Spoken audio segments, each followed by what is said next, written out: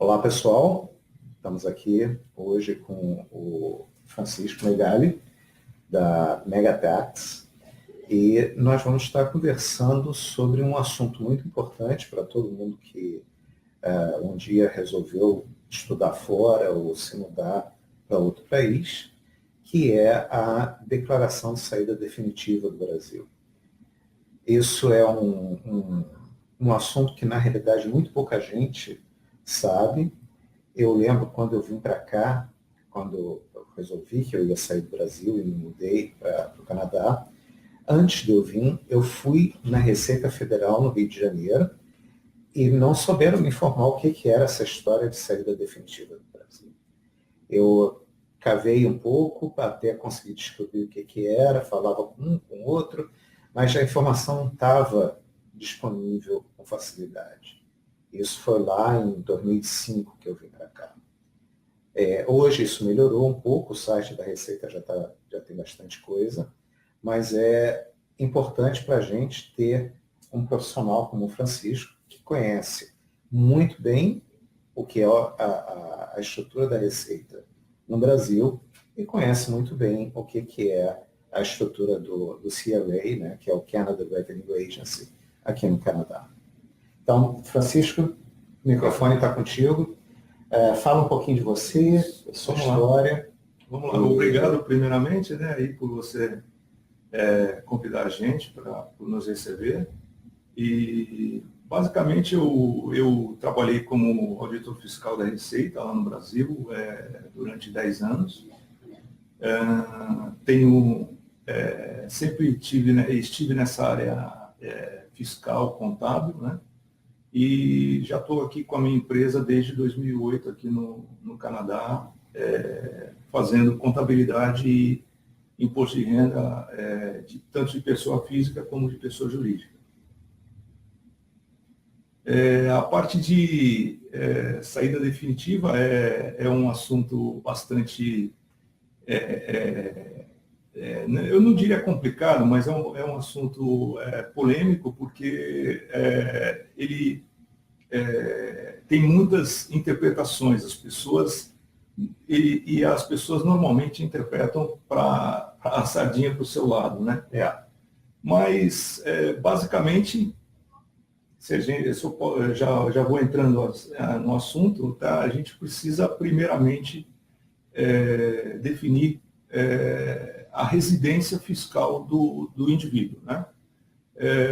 Que residência fiscal é domicílio fiscal. Residência fiscal não é a residência física. Residência física é imigração e emigração. Às vezes você pode estar residindo ou morando, estar num país, mas você não ser residente fiscal daquele país. Então, primeira coisa é isso. Residência fiscal é diferente de residência física. Então, quando que a pessoa se torna não residente brasileiro?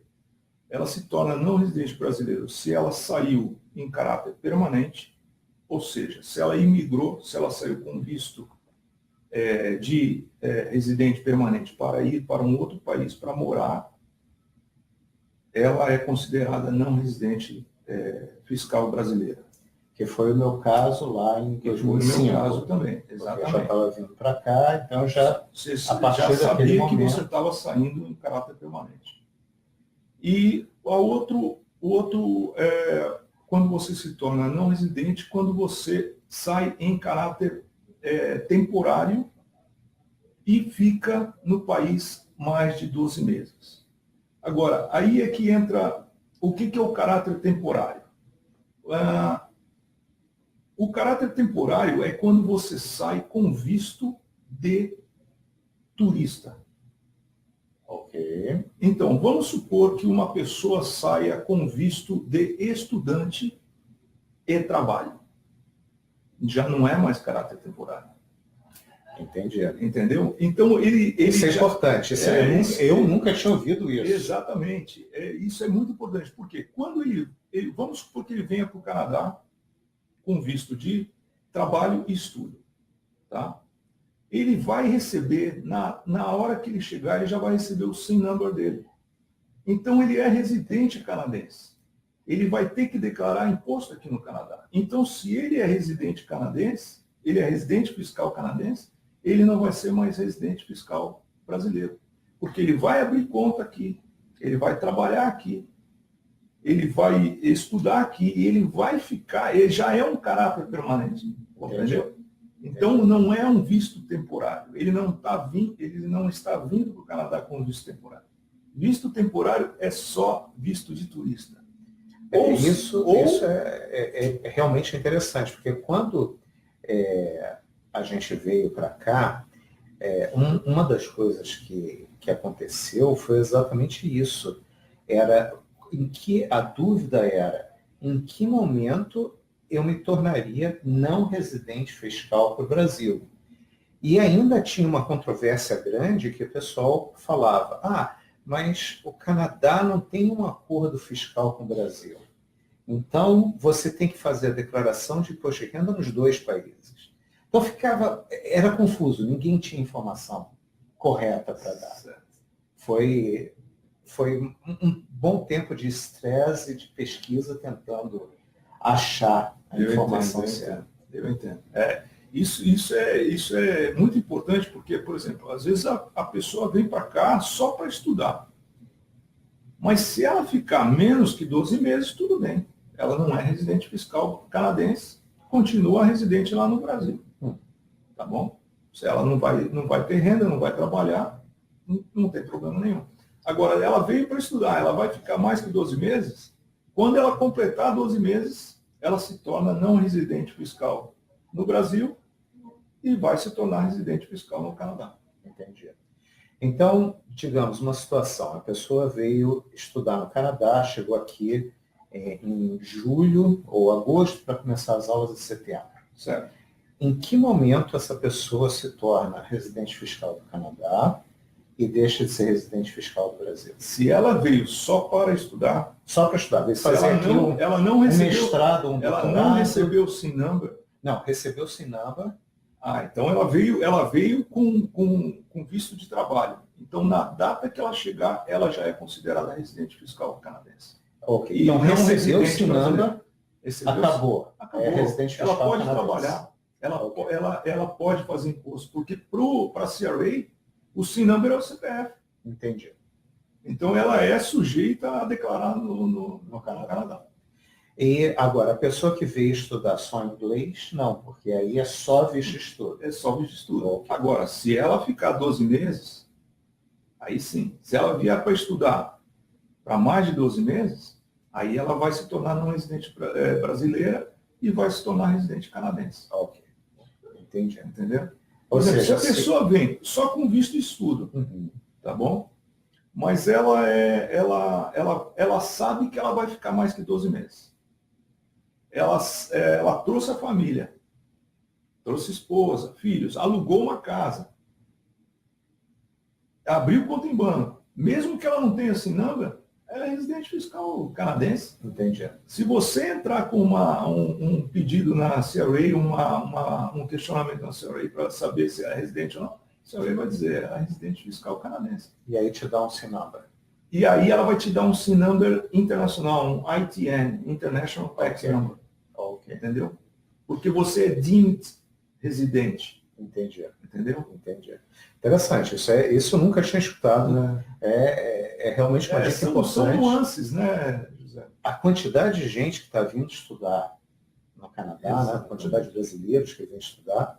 Todo dia eu cruzo com brasileiro no meio da rua, no trem. Tem bastante. Muita gente.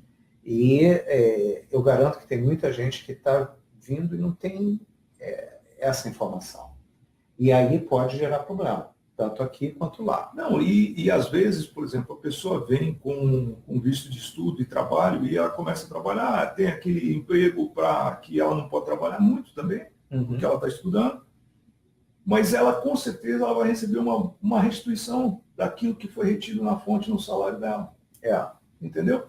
Então, é bom para ela que ela faça o tax return aqui no Canadá e que ela saiba que ela é residente porque ela vai receber restituição e vai receber alguns créditos, que tem créditos que como residente você tem direito. Sim. Entendeu? Dependendo da sua renda.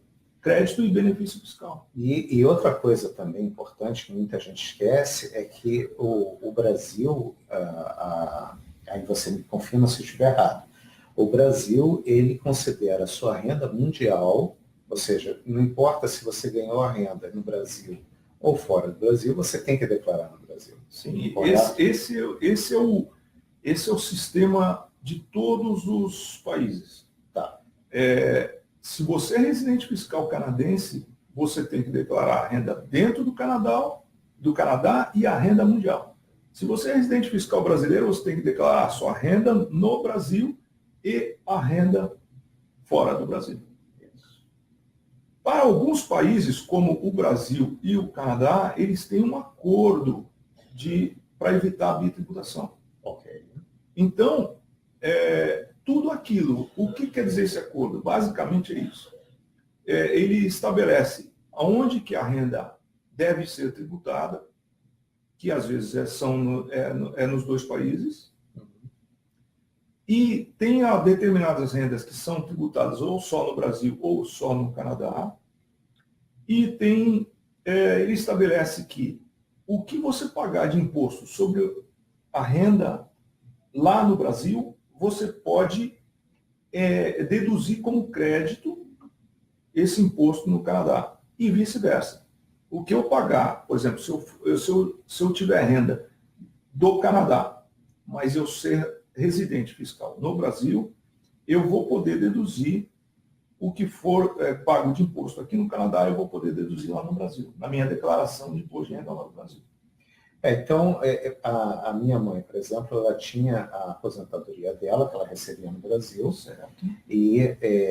Mas ela nunca pagou imposto de renda aqui, ela não tinha renda no Canadá. Então, quando fazia a declaração, declarava essa renda dela do Brasil e declarava o imposto que ela tinha pago lá, por isso que ela não pagava nada. Exatamente. Ok. Porque, normalmente a aposentadoria, quando ela é tributada lá, se não for uma aposentadoria muito, muito alta, ela não vai ser tributada aqui. Entendi. Entendeu? Por causa desses créditos. Por causa dos créditos. Exatamente. Ela nunca pagou nada aqui, nunca teve que pagar nada. Ela tinha a aposentadoria dela lá, era razoável, sustentava ela aqui, uma boa, e nunca precisou pagar imposto de renda aqui.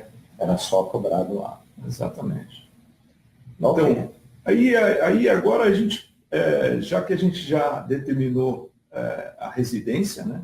Residência fiscal, a gente pode falar da saída definitiva. Ok. Então vamos lá.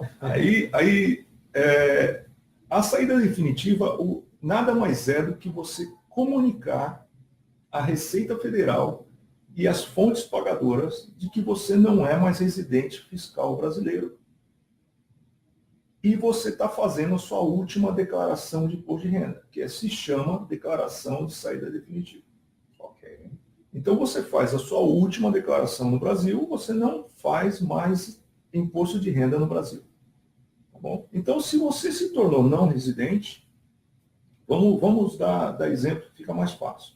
Se a pessoa veio para cá em caráter permanente, ou, por exemplo, veio com estudo e trabalho, visto estudo e trabalho, ela chegou aqui no dia 30 de julho. Ela tem até 28 de fevereiro do ano que vem, do ano seguinte, 2018, no caso, para ela informar, para ela comunicar a Receita Federal e as fontes pagadoras que ela tenha lá no Brasil. Isso inclui banco, isso inclui administradora de aluguel, financeiras de investimentos, etc., governo, aposentadoria, INSS, etc. Ela tem até 28 de fevereiro para informar, para comunicar que ela saiu definitivamente. Isso é feito online, é uma comunicação, você entra lá no site da Receita Federal e faz a comunicação dizendo que você saiu, eu saí no dia 30 de julho de 2017. Interessante isso que você falou, porque quando eu fiz a minha saída definitiva, eu fiz junto com a declaração de imposto de renda de 2006. Ou seja, não foi em fevereiro, eu fiz em abril. Exatamente. Aí o que aconteceu? Me gerou uma multa. Quando, anos depois, conversando com um amigo meu, que eu olhei lá no meu CPF, por curiosidade, aí vi que tinha uma multa. Eu liguei para o meu amigo lá no Brasil, que é contador lá, e falei, pô, tem uma multa para mim? O que é isso? Dá uma olhada aí para mim, o que é isso? Aí ele falou, foi porque você atrasou a declaração de saída definitiva. Não tinha a menor ideia de que eu tinha atrasado. Tudo bem, paguei a multa e tudo bem. Mas é importante isso, porque eu esperei para declarar junto com o imposto de renda. Mas isso não é a declaração ainda. São 2 passos a saída definitiva. Sim, mas é que eu fiz as duas coisas. Então tá bom. Aí acabou gerando essa multa. Então, porque são 2 passos. É a comunicação, que é até 28 de fevereiro, e a declaração, que é o mesmo período, é até 30 de abril. Então, a pessoa saiu dia 30 de julho, ela tem até 28 de fevereiro para comunicar que ela saiu. Fazer a comunicação de saída definitiva. E até 30 de abril para fazer a declaração de saída definitiva. Tá bom? E a declaração de saída definitiva é feita no mesmo programinha da Receita Federal, do Imposto de Renda, só que lá você vai dizer que você saiu e vai dizer se você está saindo com a sua esposa, se você tem dependentes, etc., procurador, etc. Okay. Mas é um processo bem simples, não é difícil, desde que você tenha a sua última declaração, recibo, etc. É um processo normal, como se você fizesse a sua declaração de imposto de renda normal. Só que ele vai ser diferente. Por exemplo, se você saiu dia 30 de julho do Brasil, então você vai fazer a sua declaração de saída definitiva de 1º de janeiro de 2017 até 30 de julho de 2017. Entendi. E aí, se você veio para o Canadá e se tornou residente canadense, teu tax return vai ser de 1º de agosto de 2017 até 31 de dezembro de 2017. Entendi. Entendeu? Entendi. Ou seja, no Brasil você não vai pagar sobre a renda que você porventura tem aqui, e aqui você não vai pagar sobre a renda que você teve lá, antes de vir. Sim. Antes de vir, não. Okay. Antes de vir, você vai ter a sua renda lá no Brasil até 30 de julho. E você paga no Brasil. Você faz a declaração e paga lá se for devido. E aqui vai ser... no Canadá é outra história. 1º de agosto em diante. 1º de agosto em diante. Se ele tiver renda mundial, ele vai ter que declarar a renda mundial. Se ele vai pagar ou não, aí a gente vai ter que ver. Se deixou um aluguel, por exemplo. Se deixou um aluguel, ele tem que fazer... aí a gente vai entrar nas rendas, mas se deixou um aluguel, por exemplo, o aluguel como imóvel, por exemplo, está lá no Brasil, e ele é residente canadense, ele tem que fazer o carnê-leão do aluguel, recolher o imposto na data que ele recebeu o aluguel, é diferente do residente, tá? E a alíquota é a mesma, é 15%, desculpa. E ele vai declarar lá, vai fazer o carnê-leão, vai pagar imposto se for preciso, e vai declarar aqui e deduzir esse imposto também. Aqui. Que já foi pago. Agora, aqui, se não me engano, a renda de aluguel aqui, ela paga de acordo com o tax bracket que a pessoa está. Exatamente. Aqui no Canadá é diferente, não é por renda. Não tem alíquota para cada renda. É por quantidade de renda. É por quantidade. Então, aqui soma a renda de trabalho, aluguel, investimentos, aposentadoria, business, self-employment, autônomo, né? Soma todas essas rendas e você vê em qual bracket você cai no federal e no provincial. E aí você tem o imposto provincial, federal, e você tem os seus créditos de imposto provincial, federal, etc. Entendi. Então, eu acho que só com esse exemplo você respondeu algumas perguntas, né? Ou seja, a gente pode ter imóvel no Brasil, o imóvel pode estar alugado, pode estar gerando renda, e como a gente está pagando carnê-leão, significa que a gente não perdeu o CPF. Não se Não perde. se perde o CPF. Quando você. Isso é uma coisa muito importante deixar claro. Você continua com seu CPF no Brasil. Você fez a saída definitiva, você não perde seu CPF. Até hoje eu checo na Receita, boto no Tá número do lá, CPF lá, tá lá, isso, você válido. pode tirar uma tranquilo. certidão negativa de débitos do seu CPF, está tudo lá. Eu saí, eu ainda tenho o imóvel, continuo com conta em banco, isso é um assunto que a gente vai entrar também, de conta em banco. Eu fechei porque eu não queria mais ter conta em banco. Mas eu acho que você fez uma coisa muito boa. Eu quando eu vim. Então eu não deixei nada no Brasil. Não tenho absolutamente nada lá. Tem dor de cabeça. Tirando as pessoas que eu gosto, nada de propriedade, nada de. Então tá bom. Nada de dinheiro, nada. Então, já que a gente entrou nesse assunto da conta, né, existe uma norma, quando você sai definitiva, quando você faz a saída definitiva do Brasil, quando você comunica até 28 de fevereiro, né, que você vai comunicar, você é obrigado a informar suas fontes pagadoras. E dentre elas, o banco. E existe uma norma do Banco Central de que quando a pessoa se torna não residente, existe uma norma que o Banco Central exige que se abra uma conta de domiciliado no exterior, CDE. Ou seja, a pessoa teria que fechar sua conta e abrir uma conta de CDE, que é uma conta que foi criada para não residentes, investidores estrangeiros, que têm muito dinheiro para investir no Brasil, e essa conta é impraticável para o pobre mortal, digamos assim, que não vai ter milhões de dólares para investir, porque a tarifa dessa conta é exorbitante. Eu já escutei falar de alguns bancos, acho que o Itaú estava cobrando R$10 mil por mês. Uau! É bem caro, é bem salgado. E então, qual é o caminho aí para a pessoa não porque isso também tem uma coisa, como tudo no Brasil tem uns existe a norma, mas como é uma norma, não é uma lei. Entendi. Entendeu? Então, existe uma flexibilidade. Tem bancos que cumprem e tem bancos que não cumprem. Okay. E tem gerentes que cumprem e tem gerentes que não cumprem. Isso sempre foi uma dificuldade que eu tive no Brasil, é que você depende muito do seu gerente saber o que ele está fazendo. Exatamente. Algumas semanas atrás, a gente conversou aqui com o Flávio sobre transferência de recursos, né, do Brasil para o Canadá.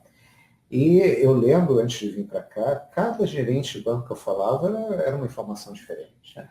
Você não pode mandar dinheiro para fora, o outro pode, o outro, você vai pagar isso, ou o outro. Então, ninguém tinha informação certa para dar. Tá? Do mesmo jeito que causa controvérsia na transferência, também causa controvérsia na abertura. A necessidade ou não de se fechar a conta e abrir uma conta de CDE, de domiciliar no exterior. Então, o que eu fiz, e eu aconselho, tá? Não tem nada por escrito, que eu fiz e eu aconselho os meus clientes, você informar, tá bom? Informar o seu banco apenas que você está vindo para o Canadá, que você vai ficar algum tempo no Canadá, mas não que você fez a saída definitiva. Você apenas altera o endereço no cadastro do seu banco para um familiar lá no Brasil, que vai receber a correspondência, e você avisa o seu gerente que você está vindo passar uns tempos no Canadá. Okay. A minha gerente sabe disso, eu continuo com a minha conta, continuo com meus investimentos, continuam com propriedade. Você não devia ter investimento no Brasil. Eu estou aqui defendendo que as pessoas invistam no Canadá, que é mais seguro. E você tem que dizer que tem investimento no Brasil. A gente tem família, a gente tem família lá, né? Então precisa ter alguma retaguarda lá no Brasil. Né? Não, é uma situação especial. Mas o que a gente indica é isso, entendeu? É da pessoa não falar que fez, comunicar oficialmente que você fez a saída definitiva. Porque daí pode ser, porque já houve casos de clientes meus que ele comunicou, levou lá a cartinha para o gerente oficial, está com a conta, e isso casal entre casal, José. O marido comunicou, teve que fechar a conta. A mulher comunicou, outro banco, outro gerente. É complicado. É bem complicado. A gente tem umas perguntinhas aqui. Vamos olhar aqui. Quais as repercussões de quem ainda tem renda no Brasil como aluguel? Então, já explicou aqui. Tem que pagar o Carnê-Leão, né? Isso, tem que continuar pagando o Carnê-Leão, e é 15%, e até tem lá no nosso site, no blog, tem o código do DAF, que é um código diferente do DAF. Isso é importante, a gente depois vai divulgar o site do Francisco. Se você for lá no blog, lá no nosso site, você vai ver que tem o código do DAF, tem algumas despesas que você não pode deduzir. E basicamente é isso. Só que você tem que pagar no dia que você recebeu o aluguel. Recebeu, tem que pagar. Não é no mês seguinte. Como o residente é só no mês seguinte. Entendeu? Ok. Então tem uma outra pergunta aqui, da Mônica. Se eu fizer a declaração de ser definitiva do Brasil, tem problema em manter uma conta bancária? Bom, aí já respondeu. Tiago, prezados, tem como ter quem tem um work permit no Canadá, cônjuge de estudante, pode continuar sócio de empresa no Brasil? Isso também é outra pergunta que aparece bastante. Por isso que eu falo, a saída definitiva é obrigatória? Ela é obrigatória. Está lá na lei. Tá lá na lei. Mas o Brasil, ele tem algumas figuras fiscais que não existem em nenhum outro lugar do mundo. Por exemplo, a figura do Simples Nacional. Você tem empresa no Simples. Não tem nenhum outro lugar, né? Entendeu? Então, que aliás foi uma coisa que sempre me causou assim, o absurdo dos absurdos, porque você paga imposto em cima do que você não sabe se vai ganhar, que você pode ganhar mais ou menos, você vai pagar um imposto. Exatamente. Eu olhava aquilo, meu contador tentando me explicar, e eu ficava... Não, e é bom negócio. Desculpe, mas eu não entendo o que você está falando. E o pior que é bom eu não ganhei esse dinheiro, por que eu tenho que pagar esse imposto? É incrível isso. Não é sobre o lucro, né? O correto é sobre o lucro, pronto. Claro, mas tudo bem. Aqui no Brasil tem tantos impostos, né? Tantos taxas, complexo. Uma contribuição, etc., que a pessoa acaba registrando suas empresas e no Simples Nacional, e que acaba sendo um bom negócio mesmo. Agora, acontece que a pessoa, se ela se tornar não residente fiscal brasileira, a empresa que ela é sócia, se ela tiver na condição do Simples, a empresa perde a condição. Entendi. Então, o que eu falo para os meus clientes é o seguinte: então você vai ter que continuar sendo residente fiscal brasileiro e canadense. Vai pagar imposto nos dois. E vai pagar imposto nos dois. O problema é que a empresa é uma entidade própria, uma pessoa jurídica lá, está lá no Simples. Só que quando a empresa distribui lucro no Simples, ou lucro presumido, a empresa distribui lucro lá no Brasil, quanto é que é o imposto? É zero. É zero. Agora aqui paga, né? É zero. Lá porque já foi tributado a pessoa jurídica. Aqui não. Aqui ele vai pagar. Entendeu? Aí acaba tendo bitributação. não é que tem bitributação, é que ele pagou na empresa, ele não está pagando na pessoa física, só quando distribui que ele vai ser tributado, tá bom? Ele não paga na pessoa física, mas aqui no Canadá, ele está recebendo, isso é uma renda. Isso é uma renda. Então ele tem que acabar, ele vai ser tributado. Aí a gente entra um pouco mais a fundo no tratado bilateral, e essa é uma renda que é o artigo 7º do tratado bilateral, que é lucro de empresas. E aqui a gente declara como se essa empresa, porque a gente tem que colocar no imposto de renda da pessoa física dele, na tax return aqui do Canadá. A gente coloca como se ele fosse um self-employed, como se ele tivesse um business, que é declarado na pessoa física dele. Ok. A gente vai colocar esse lucro, não vamos colocar como dividendos. Ok. Porque se fosse dividendos, ele iria pagar muito mais imposto. Entendi. Então, a gente coloca como, na pessoa física, como lucro de empresa, que ele pode deduzir algumas despesas que não foram já deduzidas na empresa dele lá no Brasil. Por exemplo, ele foi para o Brasil para visitar A empresa. a empresa. Então, a passagem aérea a gente vai poder deduzir. Porque isso não é deduzido do Brasil. Isso não é deduzido do Brasil, entendeu? Então, é a mesma coisa do aluguel. Se ele tiver um aluguel lá no Brasil e for para o Brasil, a gente pode deduzir essa passagem aérea. Entendi. Tá bom? E aí, ele vai ter um lucro, que vai ser o lucro que foi distribuído para ele, e ao mesmo tempo que, vamos dar um exemplo que fica mais fácil até. Vamos supor que ele teve $50 mil de lucro, né? Depois que ele distribuiu lá no Brasil, etc., e deduziu as despesas que ele pode deduzir. Esses $50 mil, eles entram como renda, Self-employment. tá? E eles vão entrar como uma dedução também. Então, a renda tributável do indivíduo não vai variar. Entendi. Entendeu? Ele vai entrar 50 mil, mas vai entrar menos 50 mil. Então, ela não vai variar a renda. Mas, como self-employed, ele tem que pagar o CPP, que é a aposentadoria daqui do Canadá, que é o Canadian Pension Plan. Mas é uma boa pagar. Eu, pessoalmente, acho lógico, é a aposentadoria do governo. E a aposentadoria do governo, proporcionalmente, né, o que a gente paga aqui no Canadá pela aposentadoria do governo, é muito menos do que a gente paga no Brasil. Sim, sim. É a proporção entre o que você recebe e o que você pagou. Exatamente. É muito menos. Então, vale a pena. Eu sou totalmente favorável. A única coisa que, como empresa, como self-employed, ele tem que pagar o CPP, a parte do empregador e do empregado.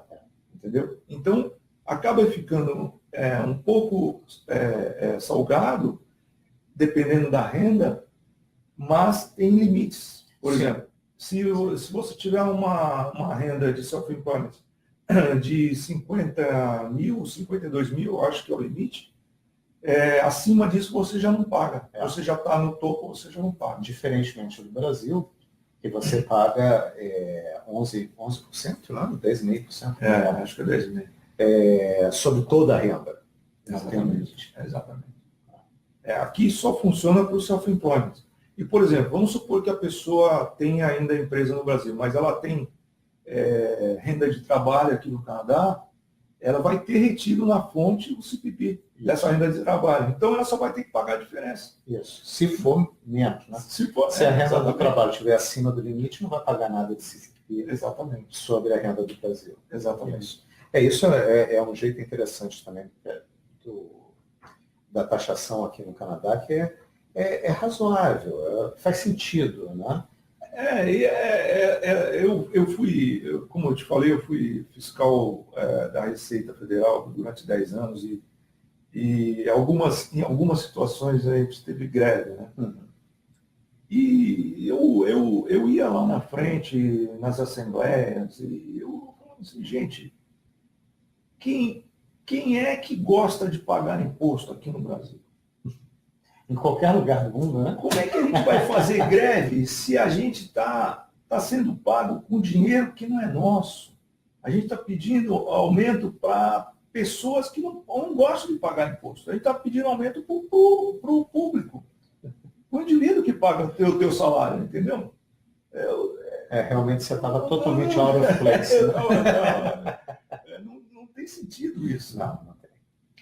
Aqui no Canadá é diferente, a gente vê o teu dinheiro, onde está sendo aplicado.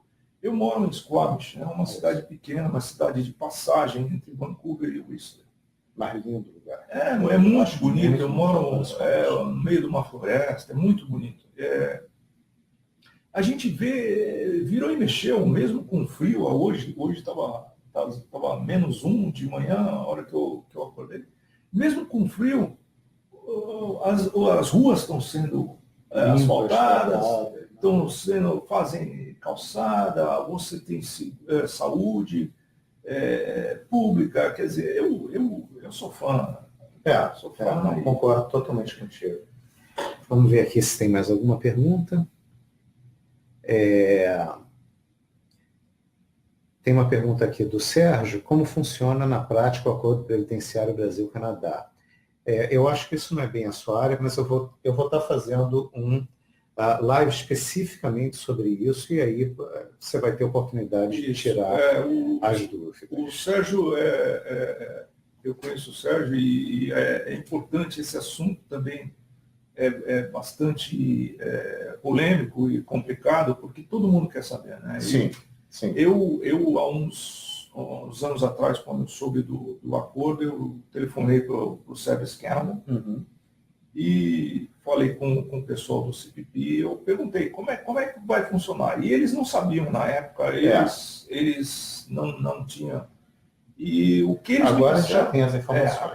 Agora já tem, e é bem importante você estar fazendo esse serviço.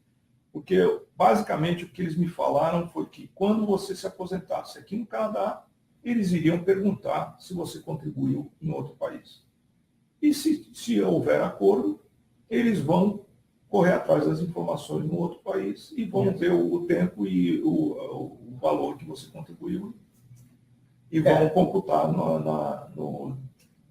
no sistema canadense. Na realidade, não conta, o valor contribuído não conta como contribuição no Canadá, mas a grande vantagem que eu acho é que facilita a nossa vida se a gente tiver aposentadoria recebendo no Brasil.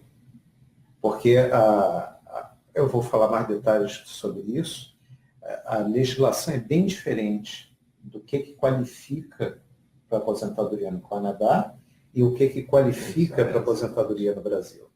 O Brasil é muito mais difícil de qualificar para aposentadoria do que o Canadá. Muito mais difícil. A gente vai entrar com mais profundidade. Legal. Mais para frente. Até se você quiser participar, a gente pode fazer um bate-papo também. Sim. Pergunta aqui da Camila. Só agradecendo. Pensei que fosse pergunta. Obrigado, Camila. Mais alguma pergunta que a gente tinha separado?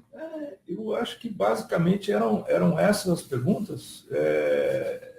Acho que a gente entrou nas rendas aí mais complicadas, que era a renda de lucro distribuído de uma empresa no Brasil. Isso é bastante complexo, né? E a renda do aluguel, que também você tem que declarar porque o imóvel está lá. Entendeu? Agora, digamos, a pessoa já está aqui no Canadá, já mora no Canadá há 10 anos, certo? Aí resolveu vender o imóvel que tem no Brasil. Isso, vamos lá. Aí vai vender o imóvel para investir aqui comigo. E como é que fica a tributação? Porque é diferente, o jeito do Brasil tributar a venda de imóvel é bem diferente do Canadá. Isso. Como é que fica? Então vamos lá. A pessoa, vamos supor que ela chegou aqui em 2005 e ela fez o tax return dela aqui do Canadá em 2005. Quando a gente faz o tax return, a gente é obrigado, isso por lei, tanto aqui no Canadá quanto no Brasil, você é obrigado a declarar se você tiver bens, propriedade, acima de $100 mil. Isso no caso do Canadá. No exterior. No caso do Brasil, é qualquer valor. Qualquer valor. No caso do Canadá, no Brasil são todos os bens. Tá? Aqui no Canadá, acima de 100 mil dólares. Então, propriedade. O que é propriedade? Imóvel. A gente tem uma relação também no nosso blog. Imóvel que não seja para uso próprio. Por exemplo, se você tiver uma casinha que você passa férias, e você não aluga, não reside ninguém, que é sua, você não vai precisar declarar. Tá bom? Mas se, por exemplo, você tem uma casinha lá no Brasil, mas você tem uma outra aqui no Canadá e você precisa declarar aquela do Brasil, porque você não pode ter duas. Entendi. Tá bom? Então, imóveis, ações, participação em empresas, conta em banco, investimentos, isso tudo você tem que declarar aqui. Se somar mais de 100 mil, se somar, ou se o total mais de 100 mil. mil. E a lei fala em valor de custo. O que é o valor de custo? O valor de custo é o valor de mercado. É o valor que você receberia se você fosse vender. Okay. Quem que dá esse valor? A gente. Okay. É o indivíduo que dá esse valor. Okay. Então, vamos supor que o indivíduo chegou no 2005 e ele tinha um imóvel e ele colocou aqui no tax return dele que esse imóvel tinha um valor de mercado de 200 mil dólares. Tá bom? Quando esse valor estava declarado na sua última declaração, que é a declaração de saída definitiva, estava declarado, vamos supor que estivesse declarado por 100 mil dólares. Vamos falar tudo em dólar canadense para ficar mais fácil. E aí, em 2005, todo ano ele tem que declarar esse valor do imóvel. Deixa eu só revisar aqui uma coisa, para ficar bem claro. Porque eu sei que é diferente. No Brasil, a gente declara imóvel pelo valor de custo, quanto a gente, o custo de aquisição, exatamente, certo? Quando a gente declarar aqui no Canadá, vai ser o valor de mercado. É mercado, exatamente. Então, esses valores vão ser diferentes. Vão ser diferentes. O que está na declaração de saída definitiva no Brasil é um, isso. E o que está na nossa declaração de imposto no Canadá é outro. E eu aconselho sempre os meus clientes a declararem um valor. Por exemplo, se o imóvel vale, as ações é complicado você dar você sabe o valor de mercado porque você tem ali o valor de a cotação do dia. Mas o imóvel é complicado. Vale 200, vale 300. Eu sempre recomendo avaliar no topo, para mais. Por quê? Aí vai passando os anos, o indivíduo vai fazendo o tax return aqui no Canadá e ele vai declarar esse imóvel. Por exemplo, em 2006, o imóvel valorizou. Mas valorizou também em dólar. Entendeu? Lá no Brasil vai continuar os 100 mil. Uhum. Aqui não. Aqui a gente vai passar ele para 220. Mas aí tem que pagar imposto? Não tem que pagar imposto. Não tem que pagar imposto. A não ser que ele tenha renda de aluguel. Não, mas aí é imposto da renda de aluguel. Aí não sobre a valorização. Não sobre a valorização. Okay. Aí vamos supor que em 2010 ele vendeu esse imóvel. Vamos supor que ele vendeu por 300 mil. No Brasil ele não é mais residente. Ele vai ter que pagar ganho de capital lá no Brasil. E vai ser quanto? 300 menos 100. 15% sobre a diferença. 15% sobre a diferença, sem nenhuma isenção, aquelas isenções da lei quando você é residente. Quando você não é residente, você paga 15% sobre os 200 e ponto final. Tá bom? 30 mil reais ele vai pagar, 30 mil dólares. Tá bom? Vai pagar imposto e não tem choro nem vela. Tá bom? Aqui no Canadá, não. Aqui no Canadá, ele vai pagar o imposto sobre a diferença de 300 menos a última avaliação dele. Ok. Entendeu? Por isso que vale sempre a pena avaliar no topo. Exatamente. Okay. Entendeu? Então, por exemplo, se ele avaliou por 220, ele vai pagar só sobre 80. Às vezes, se ele avaliou por 320, ele vai ter uma perda de capital.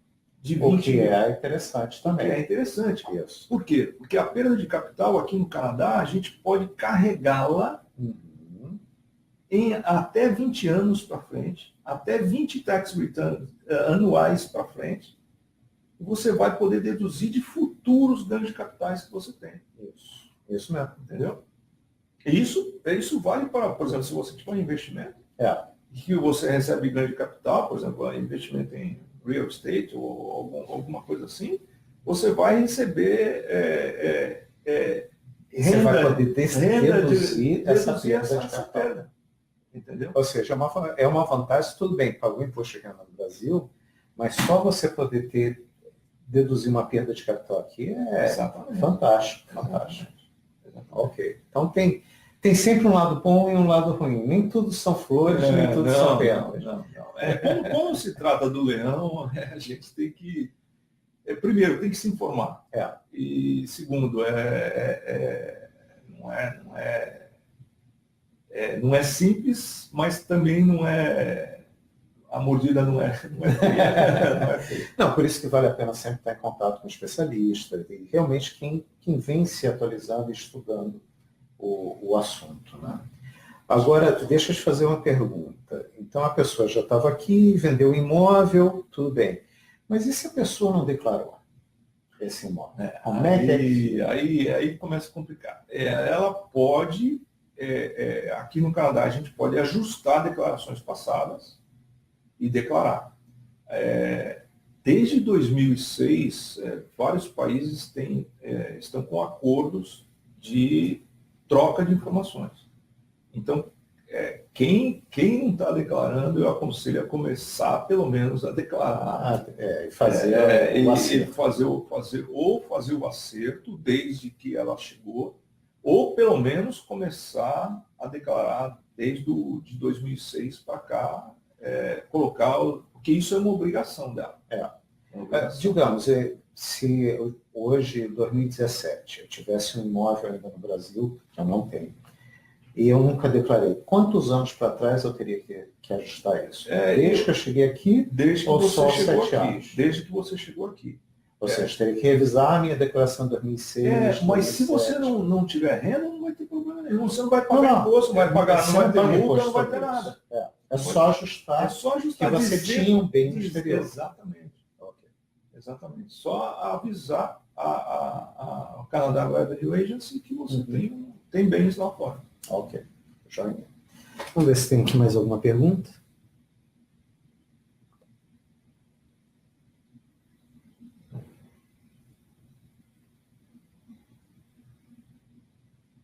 Tá, então, a pergunta aqui do Cleuber. Se você perdeu os prazos, como legalizar, você já falou, é só fazer o ajuste. O Flávio também perguntou a mesma coisa. Flávio, isso eu não sei, estou fazendo agora a minha saída e ninguém sabe direito. Que tipo de dúvida você tem mais especificamente? Se você detalhar aqui no seu comentário, a gente explica. A Camila perguntou aqui. Por acaso, eu sei que a Camila já está aqui há algum tempo, e ela está dizendo que ela ainda não fez a saída. Quais são as implicações? Olha só. Existe uma multa de 165 reais para quem não fez, tá bom? E aí você tem que...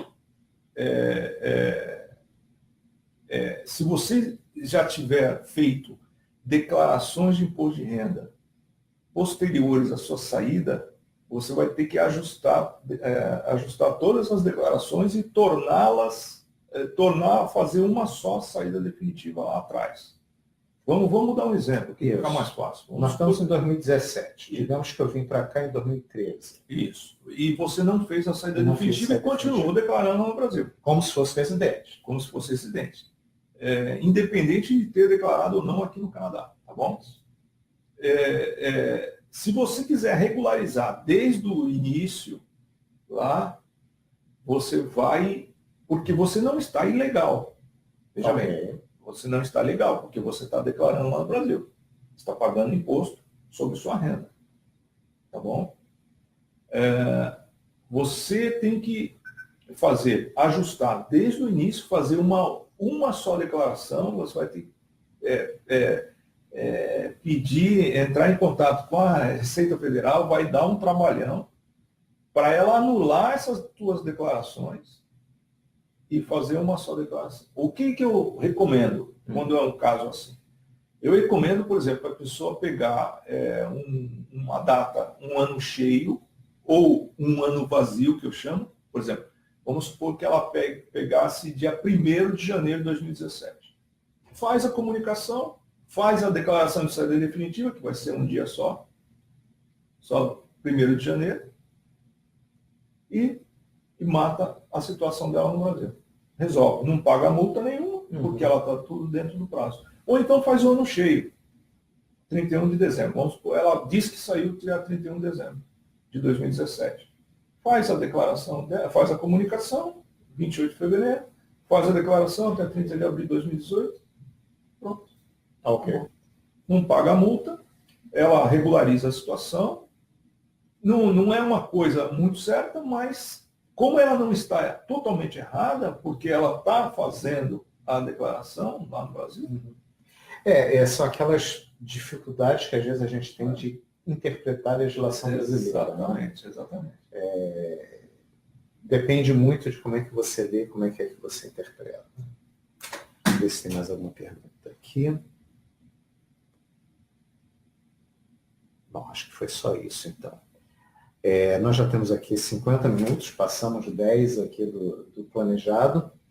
Eu agradeço a todos que assistiram ao nosso vídeo. A gravação vai estar disponível na página da Ectos no Facebook, vai estar também disponível na página da Megatex no Facebook e no seu site também, né? Você também vai botar o link. Isso, vou colocar assim no site e na página da Megatex. Isso. Assim.